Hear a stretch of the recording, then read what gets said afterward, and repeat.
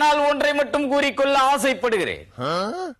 போருக்கு ஆயுதங்களோடு செல்ல தெரிந்தவன் இடிதாங்கி. அதே நேரத்தில் சமாதானம் என்றால் மாடியில் இருந்து கொண்டு மாடப்புறாக்களையும் பறக்க விடவும் தயங்க மாட்டான் இடிதாங்கி.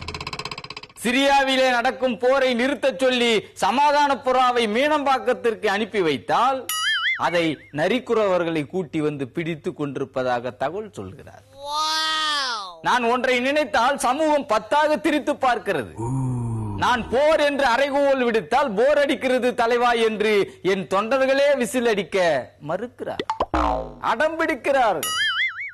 அந்த அளவுக்கு தேர்தலுக்கு பிந்திய பின்விளைவுகள் விபரீதமாக மாறிவிட்டன.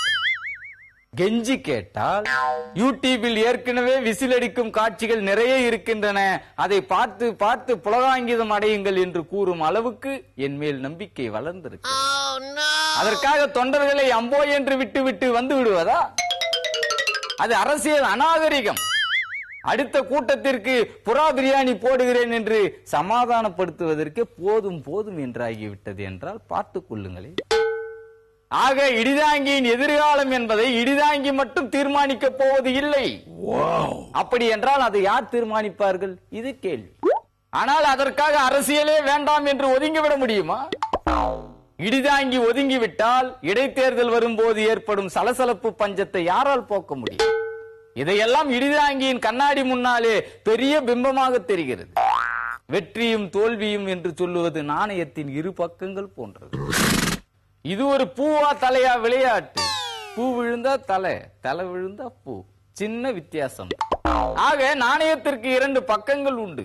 அதை போல நாக்கிற்கும் 2 பக்கங்கள் இருப்பதையும் நீங்கள் அறிவீர்கள். ஒன்று நாணயம், இன்னொன்று நாணயம்.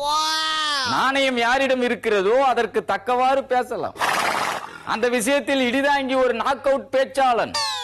நாணயம் என்பது தைரியம், வலிமை. 5 நயா பைசா மட்டுமே வைத்திருப்பவன் அறையா, 50 கோடி வைத்திருப்பவன் அரசியல் ஆள். ஆக நாணயத்திற்கும் பேசும் சக்தி உண்டு. பேசும் சக்தி மட்டும் இல்லை, பாடும் சக்தி, தேர்தலில் நிற்கும் சக்தி என்று சகல சக்தியையும் படைத்து. அதை போலத்தான் நாணயமும். ஆக நாணயம் போல் அல்லாமல் இடிதாங்கிக்கு எத்தனை பக்கங்கள் இருக்கிறது என்பதை நீங்கள் அறிய மாட்டீர்கள் என்ற உண்மையை கூறி உங்கள் எல்லோரையும் எச்சரித்து விடைபெறுகிறேன். நன்றி.